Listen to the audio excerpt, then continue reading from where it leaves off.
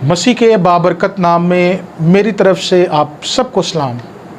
मेरा नाम pastor Silas है और आज हम मसीह की तमसीलों में से एक तमसील पर गौर करेंगे।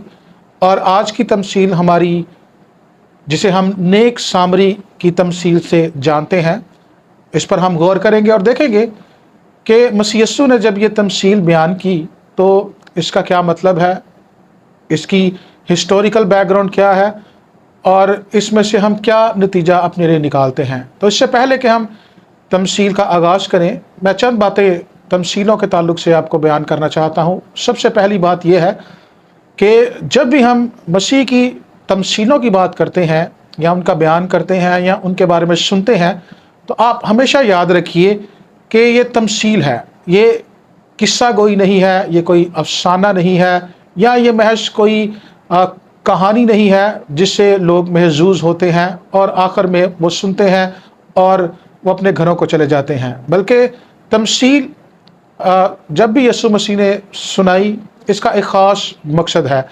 और इसके बारे में दो बातें बड़ी ख़ास हैं, मैं आपको बताना चाहता हूँ कि जब भी हम तमसील की बात करते हैं तो हमेशा याद रखिए कि ये आसमानी बादशाही का अक्स है। इसका मतलब ये है कि जो कुछ आसमानी बादशाही में हो रहा है वही कुछ ज़मीन पर और इस तमसील में बयान हो रहा है। तो इसका ताल्लुक जो है हमेशा आसमानी बादशाही के साथ है। और दूसरी बात जो इसमें ख़ास है, जो तमसील का मतलब है, वो ये है कि हर एक तमसील जो मसीह यीशु ने बयान की उसका एक ख़ास बुनियादी पैगाम है। हम अक्सर तमसीलों में से बहुत सारे मानी निकालते हैं, बहुत सारे एस्पेक्ट्स हम इसमें से निकालते हैं, लेकिन याद रखिएगा कि ये ऐसी एक ज़मीनी कहानी है जिसको यीशु मसीह ने एक ज़मीनी कहानी में ढाल कर पेश किया है, लेकिन उस पार्टिकुलर या ख़ास तमसील का एक ही बुनियादी मकसद है, एक ही बुनियादी उसमें पैगाम पाया जाता है। बाज़ तमसीलों को हम मुख्तलिफ़ पहलुओं में देखते हैं और हम सिम्बॉलिकली भी देखते हैं कि तमसीलों में बयान की गई चीज़ें, उनकी अलामात हम देखते हैं, लेकिन बुनियादी पैगाम हमेशा एक ही रहता है। और आज की जो हम तमसील देखने को हैं, इसका भी बुनियादी पैगाम एक ही है। और ऐसे ही हम जब ये सिलसिलावार दूसरी तमसीलें देखेंगे तो हम इसमें भी यही एक बुनियादी चीज़ ज़रूर देखेंगे। तो शुरू करने से पहले मैं आपको बताना चाहता हूँ कि जो तमसीलें हैं, जिन्हें अंग्रेज़ी में पैराबल्स कहते हैं, ये एक यूनानी लफ्ज़ का मुरक्कब है। ये दो लफ्ज़ों से मिलकर बना है, पैरा और बोले। पैरा का मतलब है कि साथ साथ चलने वाली, और बोला का मतलब है कि रखना या प्लेस करना। तो इसका मतलब ये है कि साथ रखकर, जिसे साथ रखा जाए या साथ रखकर जिसको कंपैरिजन किया जाए, यानी मसीह यीशु के जो रूहानी तालीमात हैं या जो आसमानी बादशाही में हो रहा है, उसके साथ साथ हम तमसीलों को रखें, इन बातों को रखें, मुआवजा करें और इनसे हम सीख सकें। तो जैसा कि आज का हमारा उन्वान है, नेक सामरी की तमसील एक मशहूर तमसील है, हमने सुनी, पढ़ी, बचपन से सुनते आ रहे हैं। आज इसी के ताल्लुक से हम सीखेंगे और इस तमसील में से हम देखेंगे कि मसीह यीशु ने जब ये तमसील बयान की तो इसका क्या बुनियादी पैगाम है, इसकी हिस्टोरिकल बैकग्राउंड्स क्या है, यीशु मसीह ने ये तमसील क्यों कही, कब कही, इन तमाम बातों पर हम मुख्तसर वक्त में गौर करेंगे। तो इस तमसील का बयान मुकद्दस लूका की इंजील उसका 10वां बाब और 25वीं आयत से होता है। मैं आपके सामने हवाला पढ़ना चाहता हूँ, उसके बाद हम इस पर गौर करेंगे। लिखा है 25वीं आयत में, और देखो एक आलम शरा उठा और ये कहकर उसकी आजमाइश करने लगा कि ए उस्ताद, मैं क्या करूं कि हमेशा की ज़िंदगी का वारिस हूं। उसने उससे कहा, तौरात में क्या लिखा है, तू किस तरह पढ़ता है? उसने जवाब में कहा, खुदावंद अपने खुदा से अपने सारे दिल और अपनी सारी जान और अपनी सारी ताकत से और अपनी सारी अकल से मोहब्बत रख और अपने पड़ोसी से अपने बराबर मोहब्बत रख। उसने उससे कहा, तूने ठीक जवाब दिया है, यही कर तो जिएगा। मगर उसने अपने ताई रास्तबाज ठहराने की गर्ज से यीशु से पूछा, फिर मेरा पड़ोसी कौन है? यीशु ने जवाब में उससे कहा, एक आदमी यरूशलेम से यरीहो की तरफ जा रहा था और डाकुओं में घिर गया। उन्होंने उसके कपड़े उतार लिए और मारा भी और अधमुआ छोड़कर चले गए। इत्तफाकन एक काहन उस राह से जा रहा था और उसे देखकर कतरा कर चला गया। इस तरह एक लावी उस जगह आया और वो भी उसे देखकर कतरा कर चला गया। लेकिन एक सामरी सफ़र करते करते वहाँ आ निकला और उसे देखकर उसने तरस खाया और उसके पास आकर उसके जख्मों को तेल और मैं लेकर बांधा और अपने जानवर पर सवार करके सराय में ले गया और उसकी खबरगिरी की। दूसरे दिन वो 2 दिनार निकाल कर बटियारे को दिए और कहा, इसकी खबरगिरी करना और जो कुछ इससे ज़्यादा खर्च होगा मैं फिर आकर तुझे अदा करूँगा। इन तीनों में से उस शख्स का जो डाकुओं में घिर गया था, तेरी दानिश में कौन पड़ोसी ठहरा? उसने कहा, वो जो उसने उस पर रहम किया। यीशु ने उससे कहा, तू भी ऐसा ही कर। खुदा का कलाम पढ़ा जाना, सुना जाना हम सब के लिए बाइस बरकत हो। मेरे अजीज़ों, ये तमसील जब मसीह ने बयान की तो इसके पीछे ये एक सवाल से तमसील का आगाज़ होता है और हम देखते हैं कि लिखा है कि और देखो, एक शरा का आलम, ये आम शख्स नहीं था, यानी ये शरा का आलम था, ये मूसवी शरीयत का एक्सपर्ट था और उसे बखूबी जानता था। लेकिन फिर भी इसने इस नियत से सवाल किया कि मैं यीशु मसीह की क्या करूं? आजमाइश करूं। और आयत शुरू होती है 25वीं आयत में लिखा है, और देखो। ये देखो जो है ये बड़ा ही ख़ास लफ्ज़ है और जहाँ पर भी यीशु मसीह ने ये लफ्ज़ इस्तेमाल किया है, इसके 4 बुनियादी मतलब हैं। जब भी यीशु मसीह ने ये कहा कि देखो, इसका मतलब ये है कि मुतवज्जे हो, यानी अब मैं ख़ास बातें करने लगा हूँ। और मुतवज्जे हो, जब भी कलाम ये बयान करता है देखो, तो इसका मतलब यह है कि ये ख़ास कोई बात होने वाली है, इसलिए हमें अटेंशन पे करने की ज़रूरत है। और लिखा है कि और देखो, तो इसका मतलब यह है कि मुतवज्जा हो जाओ। और दूसरा इसका मतलब है कि अपने लिए फ़हम हासिल करो, कि जो भी अब लिखा जाने वाला है या बयान किया जाने वाला है, इसमें से अपने लिए फ़हम को हासिल करो। और इसका तीसरा मतलब यह है कि जो कुछ अब बयान होने वाला है, इसमें से सबक निकालो। यानी हमने सिर्फ सुनना नहीं है, हमने सिर्फ इस पर गौर नहीं करना, बल्कि इसमें से सबक भी निकालना है। और चौथी बड़ी अहम बात इसका मतलब है कि इस पर अमल भी करो। जो कुछ हम सुनने को है, हमने ना सिर्फ इस पर तवज्जो करनी है, ना इसमें से फ़हम हासिल करना है, और ना ही सिर्फ हमने इसमें से सबक निकालना है, बल्कि अमली तौर पर हमने इसकी एप्लीकेशन करनी है। यानी हमने इसे अमली तौर पर अपनी ज़िंदगियों में लेना है। और उसने यीशु मसीह से पूछा कि ए उस्ताद, मैं क्या करूं कि हमेशा की ज़िंदगी का वारिस बनूं? और इसके ऊपर यीशु मसीह ने एक काउंटर क्वेश्चन उसी आलम शरा से किया कि तेरी दानिश में ये क्या है? तू तौरात में किस तरह पढ़ता है? और जैसे ही उसने तौरात का हवाला दिया और उस मशहूर हुक्म का जिक्र किया कि तू अपने खुदा से अपने सारे दिल, अपनी सारी जान, अपनी सारी ताकत और अपनी सारी अकल से मोहब्बत रख, तो यीशु मसीह ने कहा कि ठीक है, तेरा जवाब दुरुस्त है, तू ऐसा ही कर। लेकिन उसने फिर अपने ताई अपने आप को रास्तबाज ठहराने की गर्ज से, कि वो ये समझता था कि मैं तो ये शुरू से ही कर रहा हूँ, या मैं तो शरा का आलम हूँ, मुझे तो अब ये मज़ीद इस पर अमल करने की ज़रूरत नहीं है। तो उसने यीशु मसीह से एक सवाल किया कि मेरा पड़ोसी कौन है? यीशु ने कहा, जा खुदा से मोहब्बत रख और अपने पड़ोसी से मोहब्बत रख। तो उसने कहा, मेरा पड़ोसी कौन है? और इसी सवाल की गर्ज से यीशु मसीह ने यह तमसील बयान की है और हमें बताया है कि हमारा पड़ोसी कौन है। और तमसील हमने अभी सुनी है, पढ़ी है, हमने पहले से भी इसको सुन रखा है। और हम देखते हैं कि यरूशलेम से जो यरू का सफ़र है वो तकरीबन 27 किलोमीटर बनता है, 17 मील जिसको हम कह सकते हैं। और इस शख्स की कोई आइडेंटिटी बयान नहीं की गई है। ये किस रेस से था, इसकी नस्ल क्या थी, इसका मज़हब क्या था, यीशु मसीह ने ऐसा कुछ बयान नहीं किया गया। लेकिन अनफॉर्चुनेटली क्या होता है कि ये डाकुओं से घिर जाता है और डाकू से मारते पीटते हैं, अदमुआ करते हैं और इसे अदमुई हालत में छोड़कर चले जाते हैं।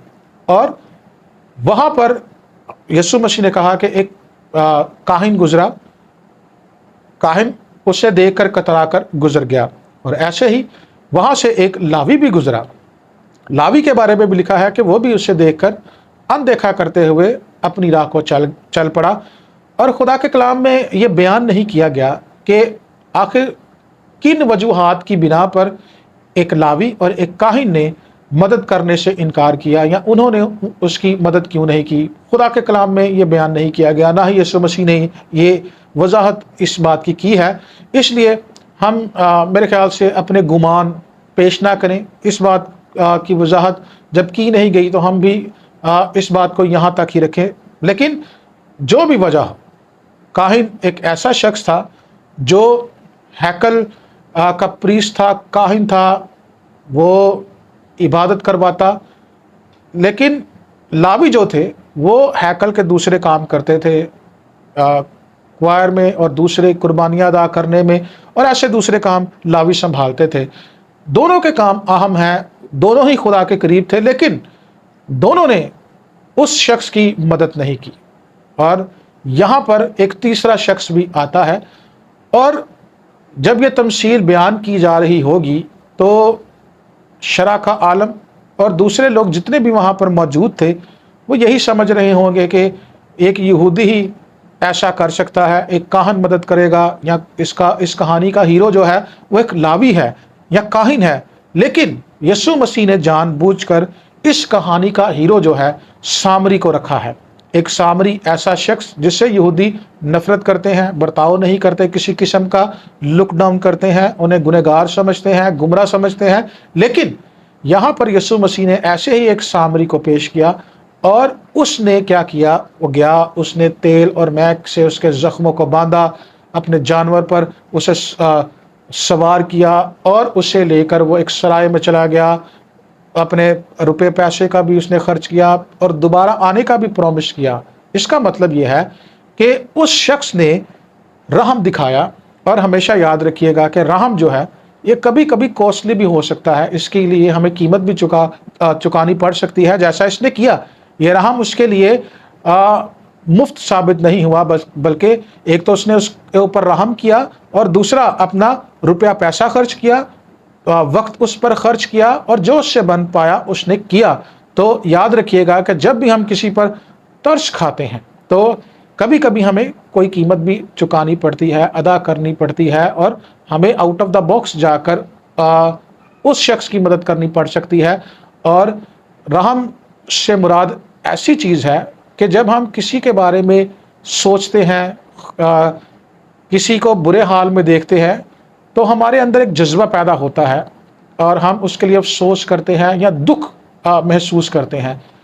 पर ये एक जज्बा है, और जब तक हम एक्शन नहीं करते तब तक ये एक जज्बा ही रहता है, और चंद लम्हों के बाद या चंद दिनों के बाद हम उसे भूल जाते हैं। लेकिन अपने दुख को या अपने इस जज्बे को अगर हम अमली शक्ल दें या अमली स्टेप इसके ऊपर उठाएं, इसी को हम रहम कहते हैं। यानी अपने जज्बे को हम अमली तौर पर अमली एक्शन में ले आते हैं, यही रहम है। यानी अमली कदम उठाना किसी की मदद के लिए। और सामरी ने यहाँ पर अमली कदम उठाया, उस शख्स की मदद करने के लिए रुपया पैसा भी लगाया, अपना वक्त भी लगाया, और दोबारा आने का भी वादा किया। तो रहम जो है ये एक खुदा का बहुत बड़ा पहलू है, उसकी फितरत का, उसके करैक्टर का एक बहुत बड़ा हिस्सा है। और जब खुदा हम पर रहम करता है तो इसका मतलब यह है कि खुदा हम पर कुछ ना कुछ इन्वेस्ट भी कर रहा है। वो अपने वसाइल इन्वेस्ट करता है, वो अपना वक्त हम पर इन्वेस्ट करता है, और वो हमें भी उभारता है कि अगर हम पर रहम हुआ है तो हम भी आगे रहम ही करें। और जब यीशु मसीह ने ये तमसील बयान की तो जो शरा का आलिम था वो अभी तक नस्ल परस्ती में या रेसिस्ट होने और में ही मुब्तला था, और अभी तक उसका जो नज़रिया था वो रोशन नहीं हुआ था। और जब यीशु मसीह ने उससे पूछा कि इनमें से कौन उसका पड़ोसी ठहरा, तो उसने ये नहीं कहा कि सामरी ने, क्योंकि वो सामरियों का नाम भी नहीं लेना चाहता था, बल्कि उसने अभी भी अपने ही چھوٹے ذہن کے مطابق جواب دیا کہ وہ جس نے اس پر رحم کیا۔ تو یہی ایک خاص مینٹالٹی یسوع مسیح تبدیل کرنا چاہتا تھا کہ اب ہمیں اس سے بڑھ کر سوچنا ہے، اب خدا کا جو رحم ہے، خدا کا جو ترس ہے، یہ کسی ایک قوم قبیلے سے بڑھ کر ہے۔ اب خدا جو ہے پوری دنیا پر رحم کر رہا ہے، پوری دنیا پر ترس کھا رہا ہے۔ اس لیے ہمیں اپنے دائرے سے نکل کر اس کو وسیع کرنے کی ضرورت ہے۔ جو ہمارا رحم یا ترس کا پیالہ ہے اسے ہم نے وسیع کرتے چلے جانا ہے، ہمیں اس میں وسعت دینی ہے۔ لیکن اس شرح کے عالم نے ابھی تک یہی کہا کہ وہ جس نے اس پر رحم کیا۔ تو یسوع مسیح نے جواب میں کیا کہا کہ جا تو بھی ایسا ہی کر۔ یہیں پر اس پوری تمثیل کا نچوڑ اور نتیجہ اور پیغام ہے ہمارے لیے۔ جو بنیادی پیغام میں نے شروع میں بتایا تھا اس تمثیل کا کیا ہے، اسی ایک جملے میں موجود ہے، اور اکثر اسے مس انڈرسٹینڈ ہی کیا جاتا ہے۔ یسوع مسیح نے جب کہا کہ جا تو بھی ایسا ہی کر، تو اس کا کیا مطلب ہے؟ کیا اس کا مطلب یہ ہے کہ جا تو بھی ایسے ہی لوگوں پر رحم کر، یا جا تو بھی ایسے ہی لوگوں کی مدد کر، یا جا تو بھی ایسے ہی سوشل ورک کر؟ کسی ایک پہلو میں ہاں اس کا مطلب یہ ہو سکتا ہے، لیکن یہ تمثیل ایک بنیادی سوال اور ایک بنیادی بات سے شروع ہوئی تھی جب یسوع مسیح نے شرح کے عالم سے پوچھا کہ تو اسے کس طرح دیکھتا ہے، تو اسے تریات میں کیسے پڑھتا ہے؟ تو اس شرح کے عالم نے کیا جواب دیا تھا کہ تو اپنے خداوند سے اپنے سارے دل، اپنی ساری جان، اپنی ساری عقل اور اپنی ساری طاقت سے محبت رکھ، اور اپنے پڑوسی سے محبت رکھ۔ پڑوسی سے محبت کرنے کا جو عنصر ہے یا جو تعلق ہے وہ خدا سے محبت کرنے میں جڑا ہوا ہے۔ جب تک کوئی خدا سے محبت نہیں کر سکتا پورے طریقے سے، تب تک وہ انسانوں سے محبت نہیں کر سکتا، وہ انسانوں پر رحم نہیں کر سکتا، وہ انسانوں پر ترس نہیں کھا سکتا۔ اصل میں یسوع نے اس سے یہ کہا کہ جا پہلے تو خدا سے محبت کر۔ تو شرع کا عالم تو ہے، تو رات میں اس کو پڑھتا تو ہے، پر تو صرف اس کو پڑھتا ہے پر اس پر عمل نہیں کرتا۔ کیونکہ اگر تو واقعی خدا سے محبت کرتا، اپنے پورے دل سے، جان سے، طاقت سے، اپنی عقل سے، پورے طور پر اگر تو خدا سے محبت کرتا، تو پھر تو صرف یہودی کو ہی اپنا پڑوسی نہ سمجھتا، بلکہ تو ہر اس شخص کو اپنا پڑوسی سمجھتا جو تجھ سے محبت کرتا ہے اور جسے تو مصیبت میں دیکھتا ہے۔ تو میرے عزیزو، اس تمثیل کا جو اصل بنیادی پیغام ہے وہ یہی ہے کہ ہم اپنے سارے دل، اپنی ساری جان، اپنی ساری عقل اور اپنی ساری طاقت سے خداوند اپنے خدا سے محبت رکھیں۔ کیونکہ اگر کوئی شخص پورے طور پر خدا سے محبت نہیں کرے گا یا وہ خدا سے محبت نہیں رکھ سکتا، تو وہ انسانوں سے بھی محبت نہیں رکھ سکتا۔ اور دوسرا اس میں جو پہلو پایا جاتا ہے وہ یہ ہے کہ اب خداوند یسوع مسیح یہودیوں کے ذہن کو وسیع کر رہا تھا کہ وہ اپنے آپ سے نکلے، صرف اپنی ہی قومیت سے باہر آ کر اب پوری دنیا سے محبت رکھیں۔ جیسے خدا نے پوری دنیا سے محبت رکھی، اس نے شریروں سے، گنہگاروں سے محبت رکھی، ایسے ہی اس نے اس شرح کے عالم کے سوچ کو وسعت عطا کی۔ اور آج ہمیں بھی خداوند یسوع مسیح اسی بات کے لیے ابھارتا ہے کہ ہمیں اپنی سوچ کو وسعت دینے کی ضرورت ہے، اور سب سے پہلی محبت ہمیں خداوند اپنے خدا سے کرنی ہے، اور کیسی؟ پورے دل سے۔ اس کے بعد ہی ہم دوسروں سے محبت کر سکتے ہیں۔ میرا ایمان ہے کہ یہ تمثیل، یہ خدا کا کلام آپ کے لیے باعث برکت ہوگا۔ ضرور چینل کو بھی سبسکرائب کیجئے گا، شیئر کیجئے، تاکہ یہ سلسلہ ہم اسی طرح آگے بڑھاتے رہیں اور ہم خدا کے کلام سے مستفید ہوتے رہیں۔ خداوند آپ کو برکت دے۔